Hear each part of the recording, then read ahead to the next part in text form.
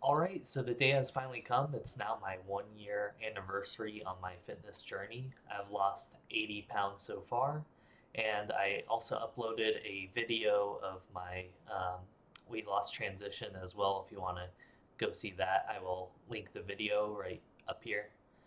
Um, I wanted to make this video as maybe to help people start their fitness journey as well as just document what I did and what worked for me. I know it's going to be different for everyone on what does or does not work. There's plenty of fitness gurus and experts that will say do this or do that. But really, I just had to take whatever advice I could and then just come up with my own plan for myself. This may or may not work for you. I suggest that you do something that works for you. For me, in my case, I just wanted to keep things simple because I think if you keep things simple, it's a lot easier to maintain that discipline as opposed to trying to overcomplicate things, weighing out every single little gram, having this whole cooking regimen or this entirely hardcore training regimen on top of that. I just wanted to keep things simple and did what worked for me. So without further ado, I guess this is a recap of my first blog video where I kind of just went over what got me motivated, what I did, and now I can say what's worked so far and what I've experienced along the way. So just to recap, the reason why I started this fitness journey, uh, I'm a gamer. I play video games. I was at a tournament for Guilty Gear Strive. I was super excited. My match got streamed on Twitch, and then when I saw myself on there, I realized just how morbidly obese I was, and I just couldn't even stand to look at myself, and it was just bad. Um, and I always knew that I was overweight, but I don't do anything about it because, I see myself in the mirror, I say, oh, I'm overweight. I'll get to it eventually or whatever. And I know I'm overweight, but when you see it from a third party perspective, like on a video or from a picture versus just looking at yourself in the mirror, it's very different because that's how other people see you. And when I saw that, I was disgusted at myself, to be honest. And that's when I decided I need to finally do something. I keep telling myself I'm going to do something, but I never do. And I was kind of on and off for the longest time, but I needed to really actually stick to it. So that's when I started May 20th, 2024. I was at 280 pounds, and after a year later, I finally lost 80 pounds. So this is how I did it. Number one, I want to start with the motivation and discipline. I think um, motivation and discipline is actually the number one factor in your weight loss journey. Like obviously, like calories is where it's mostly the number one factor. But in terms of mindset, if you can't maintain your motivation and your discipline to continue on being in a calorie deficit or to continue going to the gym, then none of that matters. You just have to be consistent and you have to keep doing it. And I think motivation is really good on getting yourself out there because you really want to be able to create good habits because being able to be healthy really is a lifestyle. And I didn't realize that at first. I always thought, like, to be healthy, you have to do all this stuff. And I knew that, like, you do have to put in a lot of time to do it and work out, but it really comes down to your lifestyle. And if you don't fix your lifestyle, then you're not going to be able to have that much of a weight loss, at least something that you can maintain. Um, and what's nice about motivation is it helps create habits because when you don't currently have a workout routine, when you don't currently have a diet, it's hard to form the habit to begin with. So, personally, I looked at motivation videos on YouTube, other fitness influencers and stuff, and that helped me kind of get my motivation up there and up and running. And from there, for the first like month or two, I was trying to be as motivated as possible, watching videos, trying to stay motivated, and that helps you form those habits I want to say I'm not sure exactly how long it takes to form a habit, like maybe like a month or two. I think some people even say 3 months. But once you get those habits down, then you don't even have to think about forcing yourself to be on a diet or go to the gym. It's just something that you do. It's just part of your everyday life. And that's the key factor in all of this is make it part of your key life and your mindset completely changes and it doesn't become like a chore, it just becomes normal to you. After that motivation, though, motivation does not stay forever, and I'm sorry, it just doesn't. You do have to maintain that discipline, and when you create those habits, you get that discipline. Um, and being able to maintain the discipline is very important because if you do drop it, then you're just going to go back to where you started from. And sometimes there have been days where I haven't even felt like going to the gym, but I still did it because it was part of my schedule. I'm like, hey, today is a gym day. It's after work. I have to go. And even if I don't feel like it, I still do it. And as far as my diet goes, I'll stick to my diet 95% of the time. There are days where I have like a craving and I do get something else. I don't have a strict cheat day, but like if I feel like I want something, then yeah, I'll probably get it. Um, but it's usually like a small snack. And I rarely actually deviate from my diet plan because I'm just a creature of habit. And like I said, habits are very important. I can eat the same thing every day and not even care. Um, in fact, I used to do that. I used to live off Chipotle every day while I was in college. In fact, I'd go to two different Chipotles so they wouldn't see me as often. And I still love Chipotle to this day. But, anyways, motivation and discipline, the most important part. Moving on, obviously, the calorie deficit. That's the I just said motivation is the most important part in discipline. But calories, when it comes to weight loss, your calorie deficit and eating right is 80% of that weight loss. The other 20% is from working out.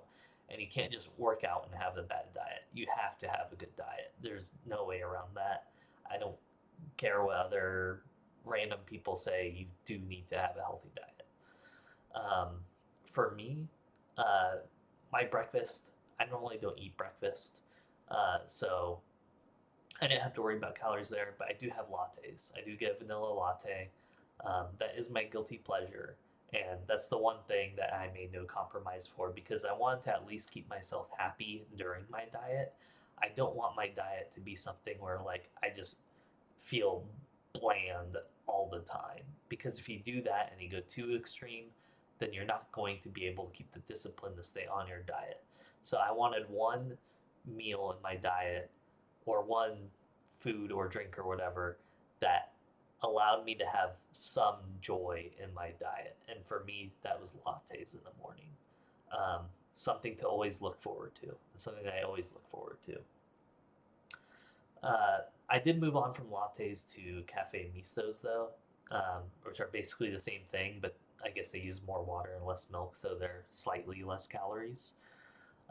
Moving on though, lunch. I basically just have an apple and a banana for lunch, and then sparkling water. And the reason why I do that was because at the time when I was overweight, I'm on my lunch break at work. I'd go out to eat. I'd get fast food or something like that because it's fast. And ironically enough, like if you want to eat healthy, obviously you have to cook for yourself. Don't eat out, but you're on your lunch break at work. So unless you're doing meal prep or something, um, it's not very feasible. And to be honest, the reason why I did an apple and a banana for lunch is because I don't like the idea of meal prepping. I don't like to cook. I don't want to make things super complicated. Um, and I wanted to keep things easy. So that's why instead for lunch, I just go to a grocery store. I park, I go in and out. It takes me like 2, 3 minutes. I just go grab my apple and banana and sparkling water. And then I walk out and that's it. And it's just as fast as going to a fast food place. Sure, you don't have a drive-through, but it literally takes you just a few minutes. And so I got the apple and banana because it's not something you have to cook. You can just eat it as it is. Um, and it's fruit, so it's sweet. And that way it's a lot easier to just have that every day because it's sweet. It's like almost like sugar, kind of, but it's healthy because it's nature's sugar. um, so that's what I did, and it was only 200 calories. And the best part is because since you're having an apple and banana only, they're actually very filling, and they do curb hunger for the rest of the day until your dinner time. And speaking of that, when I have the lattes for breakfast, it has caffeine, and caffeine also curbs hunger. So you wake up in the morning, you haven't eaten because you've been asleep. You have the latte, which has caffeine and curbs your hunger until lunch. And then you have lunch, and then the apple and banana are only like 200 calories combined. But the apple and banana is very filling for your stomach. So again, that curbs your hunger until dinner.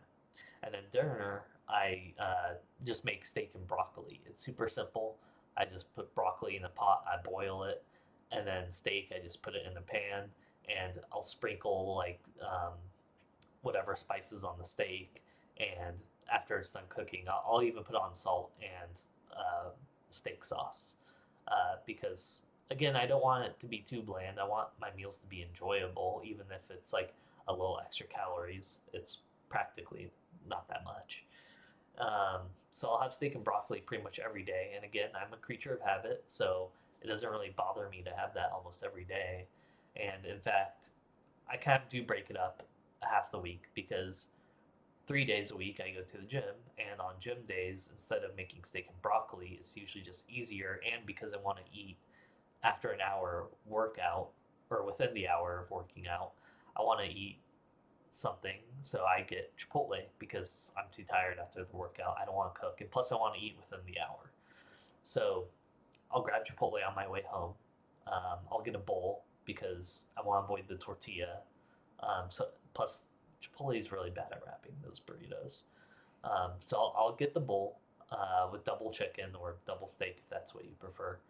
And usually I'll get white rice, pinto beans, double chicken, fajitas, uh, corn, and medium salsa. I avoid sour cream and cheese because that's a lot of calories. Um, some days, if it's a gym day, um, I'll get guacamole or I'll even get chips and salsa as like a treat. And that's effectively like my quote unquote cheat meal by adding guacamole or chips. Or sometimes not. Sometimes I just don't do either of those. Um, and so that's what helps keep me on track without feeling too bored on my diet. As far as working out goes, I go 3 days a week: Monday, Wednesday, and Saturday. Sometimes those days get mixed up, but there's a little bit of flexibility. And then maybe after a week, I can get back on the same rotation. But I'll go 3 days a week, usually after work. There are people that say, oh, get up early, go work out like super early in the morning. That doesn't work for everyone. And honestly, I think it's bad advice. I don't want to wake up at 5 a.m. Fuck that. Uh, I will go in the evenings though after work. I find going after work is just a lot more efficient and better because if you go after work, you don't have to worry about showering. You don't have to worry about getting dressed for work in the morning because you're just going to go home afterwards. And then on top of that, you should eat within the hour after your workout for maximum results. And if you go after work, then after your workout, then you can have your dinner, which would be perfectly timed for that. So that's why I choose to go in the evening as opposed to the morning. Plus, when I'm in the gym, because I'm only going 3 days a week and I'm doing full body on all 3 of those days, it takes me 2 hours.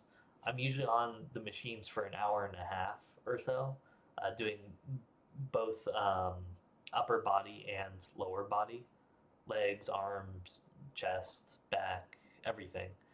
And then I do the elliptical for 25 minutes or so because usually I'll watch an episode of a TV show, which is about 25 minutes.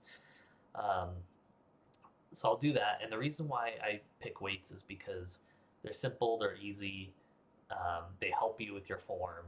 I don't really do free weights unless I'm like doing butterflies. Um, and I just think they're just safer in general. Maybe I'll move to free weights when I start like maxing out the amount of weights on those machines. But until then, um, we'll see.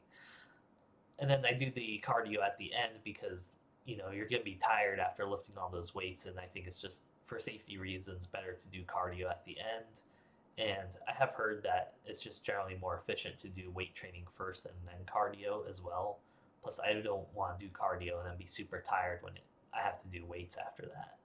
So I do cardio at the end. Um, as far as I think that's pretty much it, honestly. Like, all you have to do is just make sure you're watching your calories and working out. And then, again, going back to the discipline, I would recommend weighing yourself every day. I do hear people saying, oh, only do it once a week or so because your weight fluctuates and then it'll discourage you. No, weigh yourself every day. Just know that your weight is going to fluctuate and just look at the average of 1 week to the week prior. But I would weigh myself every day because that keeps you motivated. It serves as a reminder for you to watch what you eat, even if it's a non gym day. It serves as a reminder on gym days that you only go to the gym that day. And it keeps you just mindful in general. Um, and if you end up gaining weight because of weight fluctuations, I find that more motivating to maintain weight. Like, I went up like a pound uh, today, even though in my mind I know it's just due to weight fluctuations, but motivates me more to be at least mindful of what I'm doing, of what I'm eating, of what my workout is. So I think it's very important to weigh yourself every day, regardless, um, and keep a log of it. I keep a log. In fact, let me change here. There we go. Here's my log that I maintain. So you see the date I started, my actual weight, and then I convert my weight into calories. It's formula driven. Um, and I also calculate what my basic metabolic rate is. And then I plug in how many calories I burned that day if I went to the gym that day, what I ate for breakfast. Usually the lattes are like 200. I put 120. I later found out they're like 200, but I didn't want to change it. Calories, about 200 usually when I'm having an apple and banana. And then dinner, if I'm doing steak and broccoli, it's usually about 750 calories. If I have a Chipotle bowl, it's usually like 815. But if I add guac, it could be like 1035. Or if I do chips, it could be like 1200, 1300 or something. And then I auto calculate how many calories I should be at the end of the day based on these inputs. And then I do have like a theoretical calorie formula that tells me how many calories I should theoretically be at based on these inputs, which then get turned back into weight, what my theoretical weight should be. Because I want to compare what my theoretical weight is to my actual weight so I know if I'm on track or not. And I think that's very important because you want to know if you are on track, and if you're losing weight but not as much as you were hoping to at like the rate you were hoping at, then maybe you need to make a change. Maybe you need to change your diet. Maybe you need to change your exercise.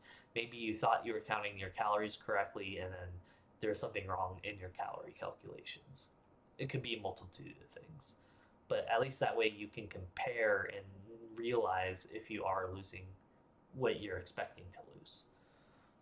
Going back to the chart, I made mini goals right here. Every week I would have a mini goal.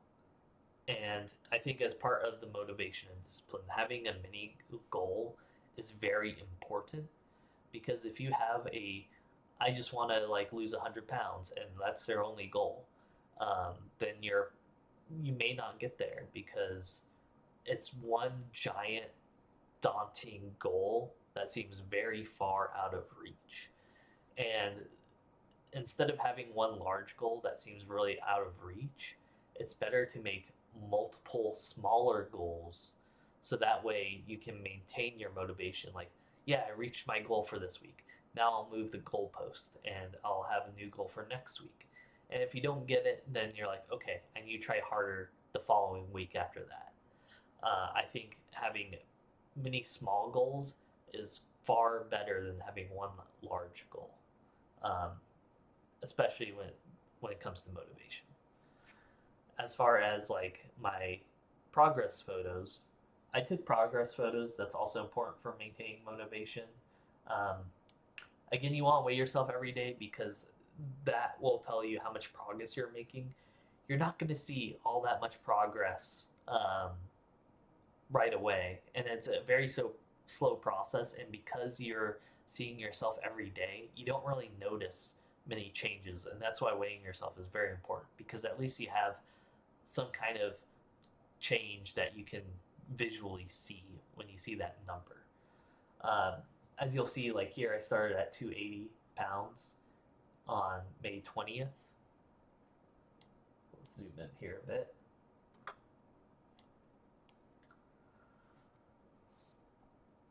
And then in July, 262. But if you notice, it doesn't look that much different, even though I'm down like 18 pounds. And again, you're not going to see much of a difference.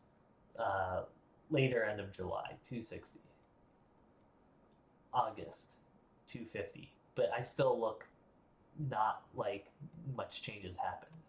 244. You kind of start seeing some change. Like, I'm still very overweight, but not as much as before. But again, that took like almost 40 pounds to get there. And even with losing 40 pounds, the change looks very, very minimal and like hardly recognizable. And if you're seeing yourself every day, even less recognizable. Um, October 240 still looks kind of the same, not as bad, but still kind of the same. February 230. Now we're seeing some change, but then if you compare it to back 4 months ago, it doesn't look that much different. Although to be fair, I did take a break, some personal stuff going on where I maintained being at 235 for a while. March. I think this is where you start to see most of the changes. Um, you do see like some overweight, some fat, but it's not like super bad where it's just all hanging out. You can even see some stretch marks here. April looks not too much different than the month before, even though I lost 6 pounds. And again, May lost 7 pounds, but it doesn't look too much different. June, this is my 1 year anniversary. 200 pounds. I lost 80 pounds so far. And I look very different compared to the first photo. But if you look at all the other photos, one at a time, one by one, the changes are so incrementally small that you're not going to notice them right away. Unless you compare like the very first photo to the very last photo. So that's why I think like you do want to make sure to track everything every day because that's what helps you realize like, hey, even though I'm not seeing these changes right away, I do know they're happening. And as far as changes go, like just the non-physical changes that you could expect, at least for me, um, when I first started, when I was overweight, I had a hard time getting sleep at night.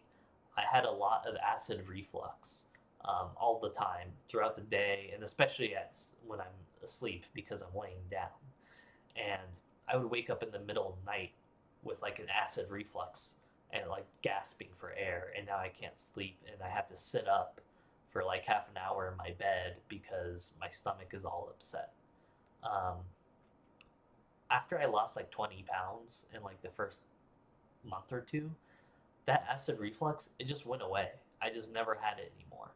I don't know if it was something in particular I was eating or just like my weight in general, but my acid reflux went away. as far as like seeing changes, most of the changes you're gonna notice is in like your shoulders, because almost all of your weight is going to be like around here, around like your legs here. Um, so like even now, like I'm not, obviously I'm not seeing abs as of yet. I'm not really seeing like defined muscles in my arms as of yet. But when it comes to like my shoulders, um, you see that the most because there's not as much fat like stored there, and my face as well. After 80 pounds, like my face is like less round. It's definitely a lot more defined now, and my face just like looks like it's improved tremendously. In fact, just the other day, like 2 days ago, I had to go see a notary to get something notarized. And the guy's looking at my picture, which has me at my old weight, and he holds it up to my face, and he's like, "Your face looks different. Like, have you lost weight?" And he could tell just from looking at my face, like how much weight I had lost, which was a huge compliment. So I think just yeah, keep keep photos, make a log, keep track of everything, see how you're doing, and then on top of keeping track of stuff, I also made um, a chart. I had this chart I want to say in my 3 month video, just to show and compare where I was at, but now I've updated it to a year. Um, this chart just shows basically over the course of a year what my actual weight was versus what my weight theoretically should be at given the calories I burned and what I ate on each of those days. So I wanted to see if I was on track for what I theoretically should be at for my weight. And luckily, I've maintained being able to keep up with the theoretical weight loss. As you see in the blue, that's my actual weight, and the red is theoretically what I should be at. Um, the slopes for both of them are roughly the same. Zoom in here. The slopes are roughly the same for each of those. So you see down here, my weight obviously it's going to fluctuate up and down, but the general trend is it's going down, as with the theoretical weight in red. Um, right here is when I took a break in between. I had a lot of just personal stuff going on, job changes, moving, holidays. I had a long vacation, so for a couple months I wasn't able to really go to the gym or like stick to my diet because I just had a lot of things going on. But I did try to exercise as much as I could and maintain my diet as much as I could during that time. And luckily, I actually managed to stay the same weight throughout the whole thing. I was at 235 pounds um, when that break happened, and then 235 pounds when that break ended. So I just plugged in 235 into the rest of the chart just to keep it simple. And you see, I'm starting to go down still, down to 200. Let's see here. So I guess that's my journey so far. I think I'm going to see a lot more changes in just like the next 20 pounds or so. I don't think you see a whole lot of changes when you're going from a huge amount of weight, but when you get down closer to your target weight, I think the changes are going to be a lot more apparent for the fewer pounds that you lose. Which, like going from 280 pounds to 240 pounds, it's a lot. You lost 40 pounds, but you're not going to see much change. But losing, going from 200 to 180, even though you're losing only 20 pounds versus 40, I feel like that's going to show a lot more definition. So I think when I get there, I'll see a lot more changes. When I first started, I was losing like 8 to 10 pounds per month. But now that I'm getting closer to my target weight, the rate at which I'm losing weight is much slower.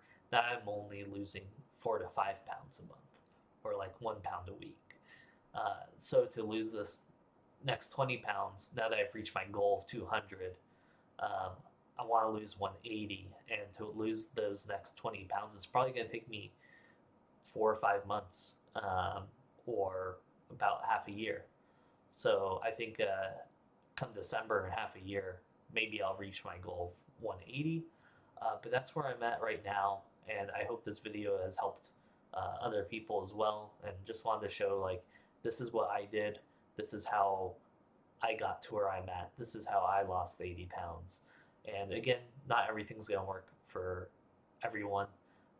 The reason why this diet works for me is because, frankly, I am lazy. I don't like to cook as much as I can. I don't want to do the meal prep. I don't want to like have to calculate every little tiny thing in terms of like weighing like every little gram and like having 10 different ingredients that go into like some food that's supposed to simulate junk food while still being healthy. Like, why not just have like two or three simple ingredients? So that's what I'm doing, and check out my weight loss video that shows my uh, weight loss month to month comparison. Thank you.